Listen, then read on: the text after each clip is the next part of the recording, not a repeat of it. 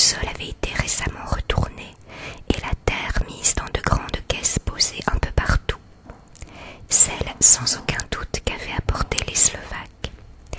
Il n'y avait personne, aussi continuai-je mes recherches. Peut-être existait-il une sortie dans les environs. Non, aucune. Alors, j'examinai les lieux plus minutieusement encore. Je descendis même dans les caveaux où parvenait une faible lumière, encore que mon âme elle-même y répugna. Dans les deux premiers, je ne vis rien, sinon des fragments de vieux cercueils et des monceaux de poussière. Dans le troisième, pourtant, je fis une découverte. Là, dans une des grandes caisses posées sur un tas de terre fraîchement retournée, gisait le comte. Était-il mort ou bien dormait-il? Je n'aurais pu le dire, car ses yeux étaient ouverts. On aurait dit pétrifiés, mais non vitreux, comme de la mort, comme dans la mort, et les joues, malgré leur pâleur, gardaient la chaleur de la vie. Quant aux lèvres, elles étaient aussi rouges que d'habitude, mais le corps restait sans mouvement, sans aucun signe de respiration, et le cœur semblait avoir cessé de battre. Je me penchai, espérant malgré tout percevoir quelques signes de vie.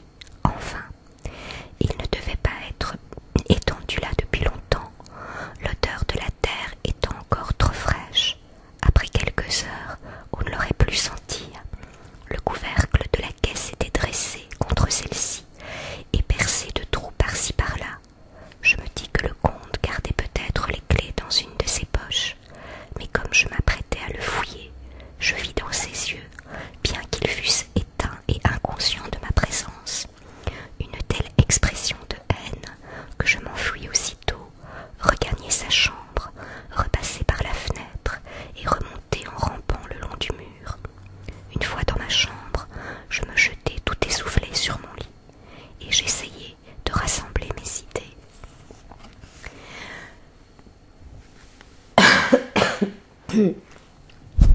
Excusez-moi. 29 juin. C'est d'aujourd'hui qu'est datée ma dernière lettre, et le comte a dû veiller à ce qu'il ne puisse exister aucun doute au sujet de la date, car une fois encore je l'ai vu quitter le château en sortant par la même fenêtre et portant mes vêtements.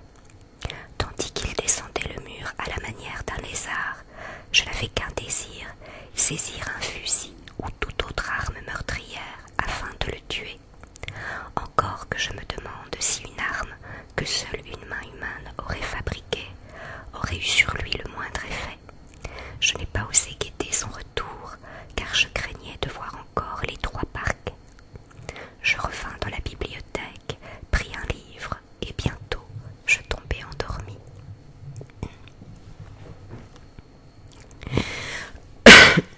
Pardon. Je fus réveillé par le comte qui me dit menaçant: « Demain, mon ami, nous nous ferons nos adieux. Vous repartirez pour votre belle Angleterre, et moi vers une occupation dont l'issue peut être telle que nous ne nous verrons plus jamais. Votre lettre au vôtre a été mise à la poste. Je ne serai pas ici demain, mais tout sera prêt pour votre départ. Les tziganes arriveront le matin, car ils ont un travail à poursuivre, de même que des Slovaques. Quand ils s'en seront allés, ma voiture viendra vous chercher, et elle vous conduira au col de Borgo, où vous prendrez la diligence pour Bistritz. Mais malgré tout, j'espère que j'aurai encore le plaisir de vous recevoir au château de Dracula. » Je résolus d'éprouver sa sincérité. Sa sincérité, on a l'impression de profaner ce mot quand on l'applique à un tel monstre. Je lui demandai donc de but en blanc pourquoi ne puis-je pas repartir ce soir, parce que, cher monsieur, mon cocher et mes chevaux sont en course, mais je marcherai volontiers. À vrai dire, je voudrais partir tout de suite.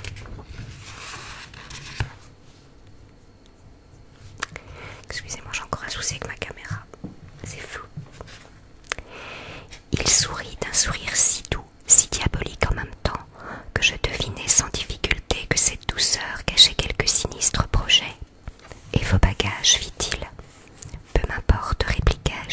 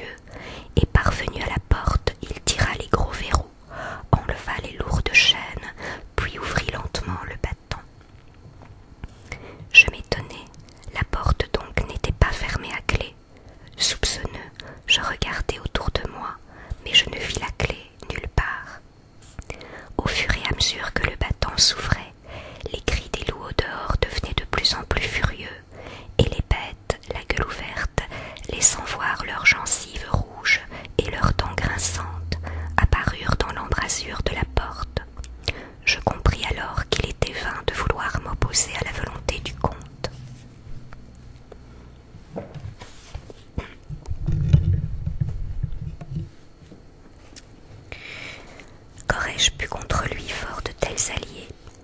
Cependant, la porte continuait à s'ouvrir lentement, et le comte seul se tenait sur le seuil.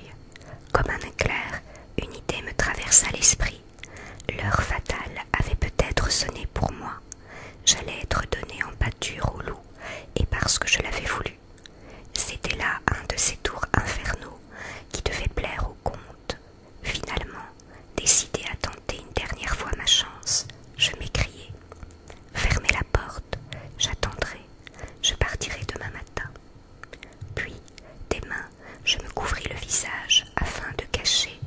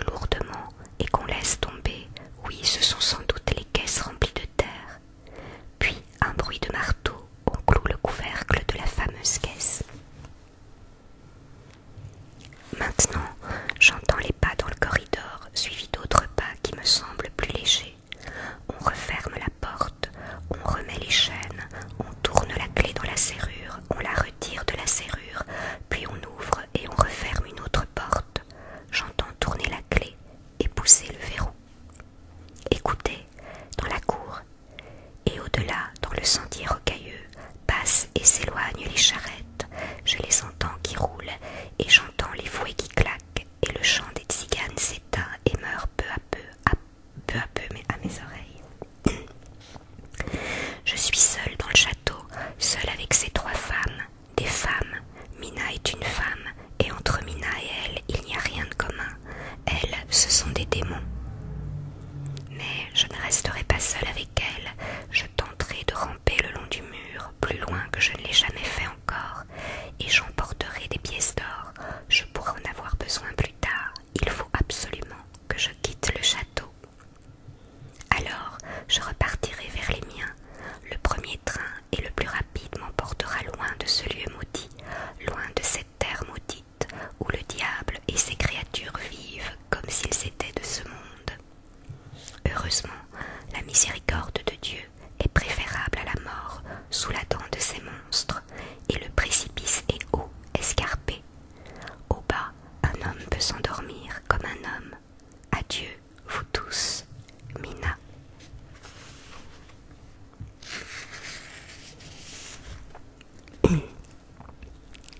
Chapitre 5. Lettre de Miss Mina Murray à Miss Lucy Westenra. 9 mai. Ma très chère Lucie, pardonne mon long silence, mais c'est bien simple, j'ai été littéralement accablée de travail. La vie d'une institutrice n'est pas toujours commode. J'ai hâte d'être avec toi au bord de la mer pour bavarder sans fin et bâtir nos châteaux en Espagne. Oui, j'ai beaucoup travaillé ces temps-ci parce que je veux pouvoir collaborer avec Jonathan. J'étudie assidûment la sténographie de cette façon. Quand nous serons mariés, je pourrai l'aider, prendre en sténo toutes ses notes et les dactylographier ensuite, car j'apprends également à écrire à la machine. J'y passe des heures entières.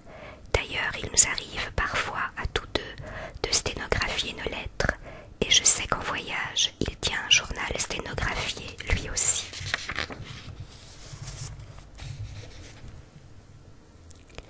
Quand je serai chez toi, je ferai de même. Je commencerai un journal et écrirai chaque fois que j'en aurai envie, et j'y mettrai tout ce qui me passera par la tête. Je ne pense pas qu'il intéressera beaucoup les autres. Ce n'est du reste pas à leur intention que je le tiendrai. Peut-être le montrai-je un jour à Jonathan si un passage ou l'autre en vaut la peine, mais ce sera pour moi avant tout comme un cahier d'exercice. Je voudrais faire ce que font les femmes journalistes, prendre des interviews, décrire ce que j'ai vu, essayer de me rappeler les conversations entendues et les rapporter fidèlement. On me dit qu'avec un peu de pratique, on se souvient aisément de tout ce qui s'est passé, de tout ce qu'on a entendu au cours d'une journée. Enfin, nous verrons. Je me réjouis de te parler de mes petits projets. Je viens justement de recevoir un mot de Jonathan, qui est toujours en Transylvanie. Il va bien, et il sera ici dans une semaine environ. Je voudrais déjà l'entendre me raconter tout son voyage. Cela doit être merveilleux de voir tant de pays. Je me demande si un jour nous voyagerons ensemble. Je veux dire, Jonathan et moi. 6 heures sonnent. Au revoir. Affectueusement à toi, Mina. Postscriptum. Quand tu m'écriras, dis-moi tout. Cela ne t'est plus arrivé depuis longtemps. Je crois avoir entendu parler d'un beau grand jeune homme aux cheveux bouclés. Lettre de Lucy Westenra à Mina Murray. Mercredi 17, Charm Street. Ma très chère Mina, avoue que ton reproche n'est pas fondé. Je t'ai écrit 2 fois depuis que nous nous sommes quittés, et ta dernière lettre était seulement la seconde que tu m'envoyais. En outre, je n'ai rien de nouveau à te dire, rien vraiment qui puisse t'intéresser. Nous sortons beaucoup, soit pour aller visiter des expositions de tableaux, soit pour faire dans le parc des promenades à pied ou à cheval. En ce qui concerne le grand jeune homme aux cheveux bouclés, je suppose que tu fais allusion à celui qui m'accompagnait au dernier concert. Des bruits ont évidemment couru. C'était Monsieur Holmwood. Il vient souvent en visite chez nous, et maman et lui s'entendent très bien. Ils s'intéressent aux mêmes choses. J'y pense, nous avons récemment rencontré quelqu'un qui serait, comme on dit, fait pour toi, si tu n'étais déjà pas fiancé à Jonathan. C'est un excellent parti, un jeune homme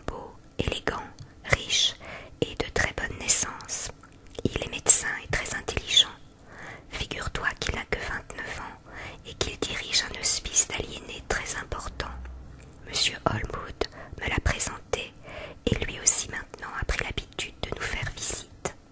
Je crois que cet homme le plus ferme, le plus résolu que je connaisse, mais en même temps le plus calme. Il semble être d'un caractère imperturbable. J'imagine le pouvoir étonnant qu'il doit exercer sur ces malades. Il vous regarde toujours dans les yeux, comme s'il voulait lire vos pensées. Il agit souvent de la sorte à mon égard, mais je me flatte de pouvoir dire qu'il n'a pas encore atteint son but. Il me suffit de me regarder dans mon miroir. As-tu jamais essayé de lire sur ton propre visage? Moi je l'ai fait, et je t'assure que ce n'est pas perdre son temps, mais c'est bien plus difficile qu'on ne le croit avant d'avoir essayé. Le médecin prétend que je suis pour lui un cas psychologique assez curieux, et en toute humilité je pense qu'il a raison. Mais la psychologie, tu le sais, je ne m'intéresse pas assez à la mode pour pouvoir décrire ce qui se porte. La mode, c'est une scie. C'est là une façon de parler de l'argot. Peu importe, comme dit Arthur, voilà toutes les nouvelles.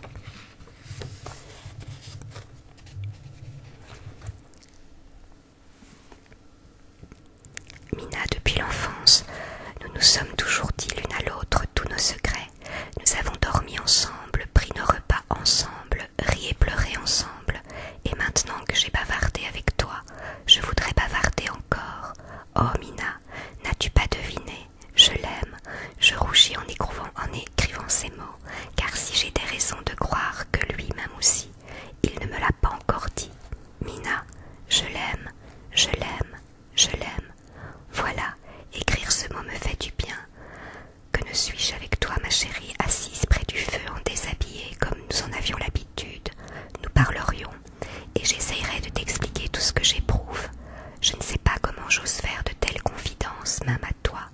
J'ai peur de m'arrêter d'écrire, car alors je déchirerai peut-être cette lettre, et d'autre part je ne veux pas m'arrêter d'écrire, car je désire tant tout te raconter.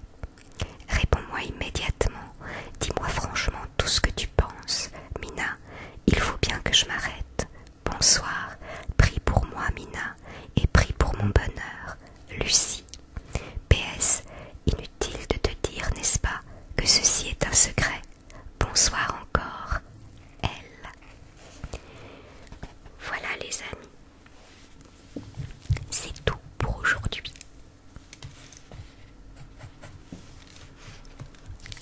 J'espère que ça vous a plu. Ça commence franchement à devenir très intéressant, je trouve.